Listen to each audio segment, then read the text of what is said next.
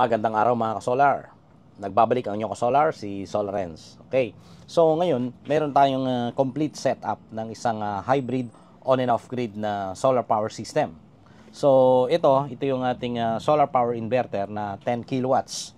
At itong sistema na ito ay ready na for net metering. So ano ba yung net metering? Ibig lang sabihin yan ay pwede kang magpalabas ng iyong production or solar production, doon sa system mo papunta sa distribution utility.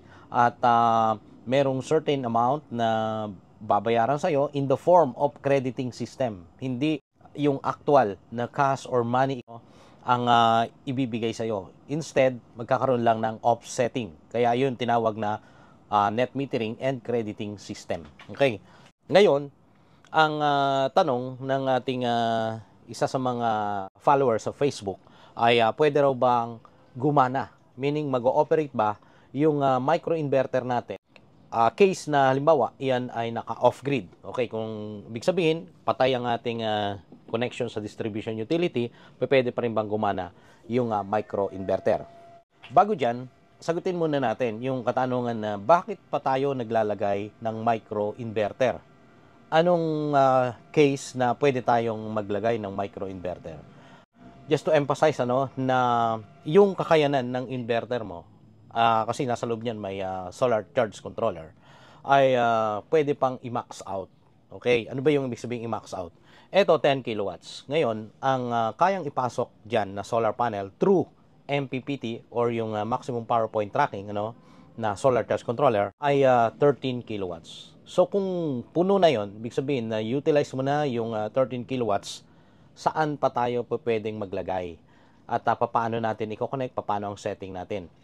Na makakadagdag tayo at ilang kilowatts yung pwede nating idagdag pagka tayo ay mag-a-add pa or mag-a-additional ng solar panel. Okay, so dito sa inverter na ito, merong tatlong ports dyan.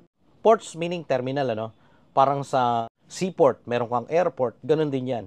Meron kang connection dyan na para sa generator port, sa grid port, meaning yung sa distribution utility, at sa load port. Yung load port na yun yung para sa UPS or uninterruptible power supply. Ngayon, balik tayo dun sa tanong na ilang kilowatts ba ang pwedeng ilagay dyan on top doon sa na-max out natin na number of PV input power, Ibig sabihin yung solar panel para dyan. So, sabi natin kanina 13 kilowatts. Since 10 kilowatts yung ating inverter, 10 kilowatts pa rin ang pwede nating ilagay dyan.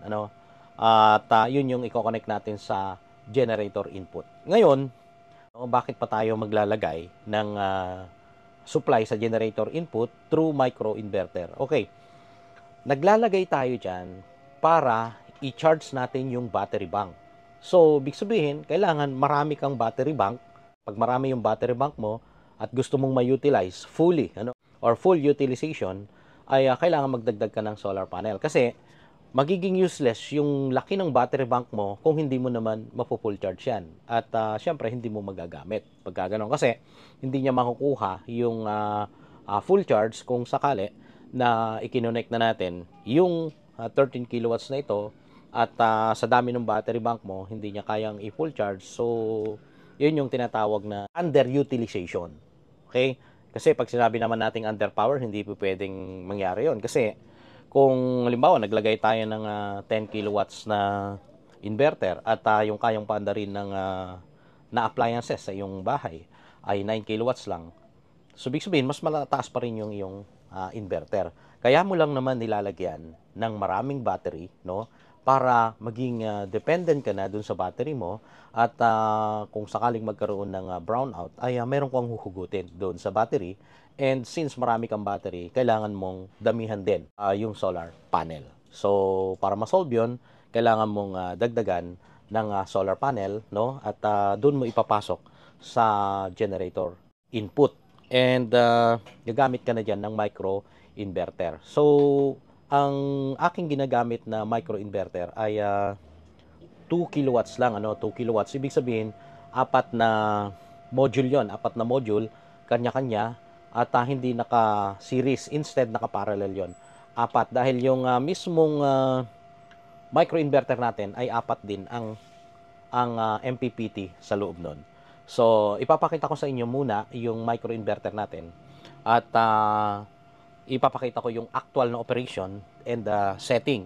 And kagaya ngayon, naka-off na yung grid para makita nyo from the start na tuloy-tuloy na nag-harvest or nagagamit yung microinverter. At yung actual load, papakita ko rin, and dun sa makikita natin na charging sa battery and ilan yung nanggagaling sa kanya para completely malinaw, klaro. Okay?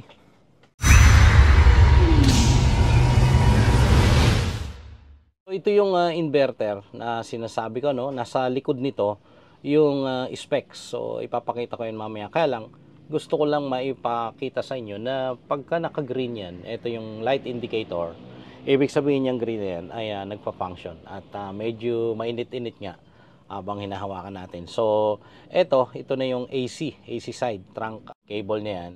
Ito na yung 230 na nilalabas yan at makikita natin mamaya kung ilan yung actual na voltage yan. So, tingnan muna natin yung specs nito. Kung makikita ninyo, meron siyang maximum input voltage na 65 volts DC. At ang MPPT range niyan nasa 16 volts DC to 60. So 16 to 60. Ang startup voltage 22 volts DC. Yung maximum continuous current niyan ay 16 amperes. So nakalagay na 4 times 16, ibig sabihin hiwa-hiwalay yan, kanya-kanyang amperahe, kanya-kanyang MPPT. So maximum short circuit current, ayan, 25 amperes. Yung maximum continuous output power, naka 2,000 volt amperes. Equivalent din yan sa power or yung watts. And maximum continuous output current, nasa 8.7, 8.7 alternating current na amperahe yan. Amperahe, ang tinutukoy niyan, pero AC.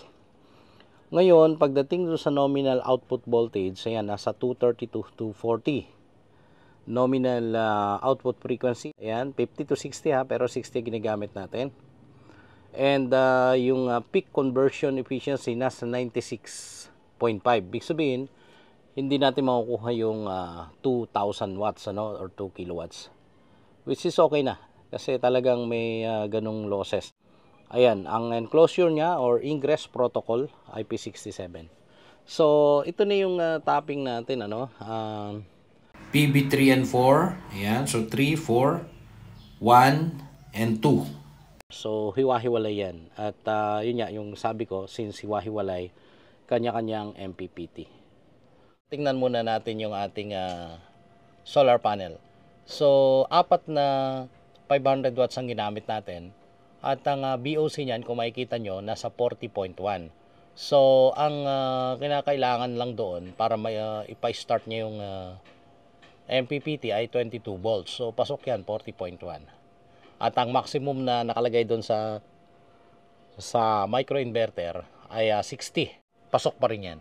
At kung makikita ninyo, yung ISC, ayan, nasa 15.86. And as mentioned, doon sa microinverter, 16 amperes yun. Yun yung nakalagay na 4 times 16. Puntahan naman natin yung mismong unit sa DEA hybrid inverter at yung production natin, kung ilan.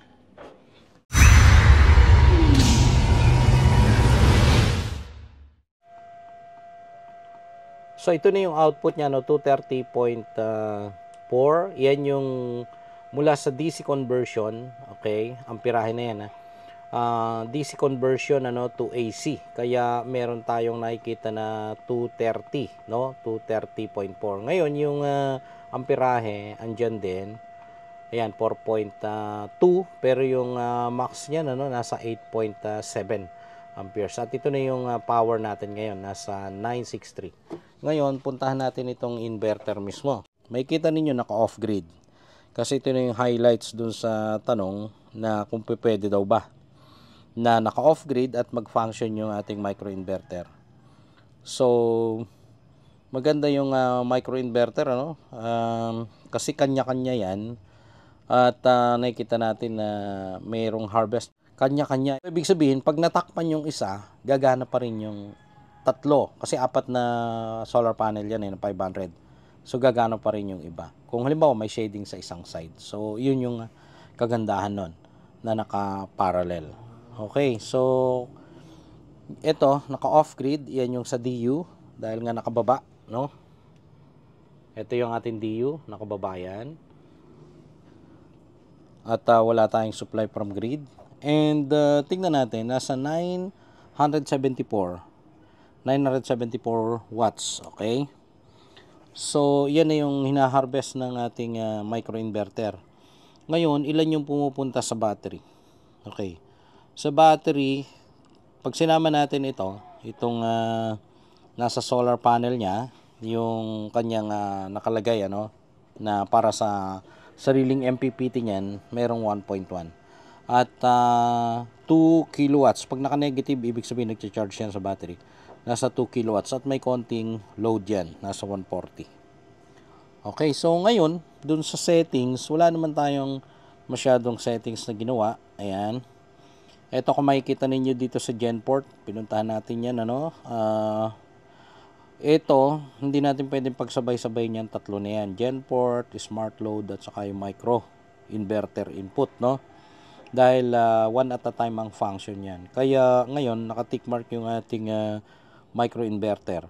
At binaba ko yung pag-on ng percentage niya para nasa level na mababa pa lang ay nag-harvest na. Okay? So, ayaw kong pabuti ng 100% kasi kayang punuin na yan ng ating regular na MPPT or solar charge controller. So, tingnan natin ang ibang settings. Ayan, pagdating dito sa battery, ayan, meron ditong battery settings sa start, hindi ko inactivate yung para sa gen. Okay, kasi para sa generator lang yan. At tingnan ninyo dito, ganun din, para sa generator din ito, hindi ko rin inactivate yan. Actually, merong nagtanong na kung pwede daw bang paganahin nitong mga to at kailangan daw ba na paganahin kung sakaling naka-micro inverter. The answer is no. Kasi nga, hindi pwede magsabay-sabay yung mga yan.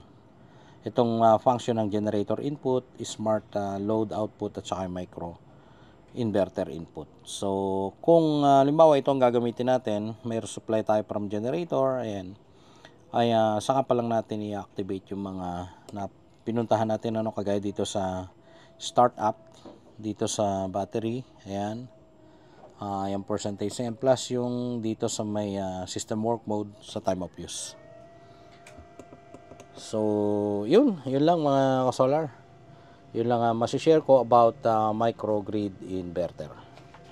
So, maraming salamat sa panonood. Ayan, at usap ulit tayo sa sunod na video. Muli, ang inyong ka-solar, si Solarens.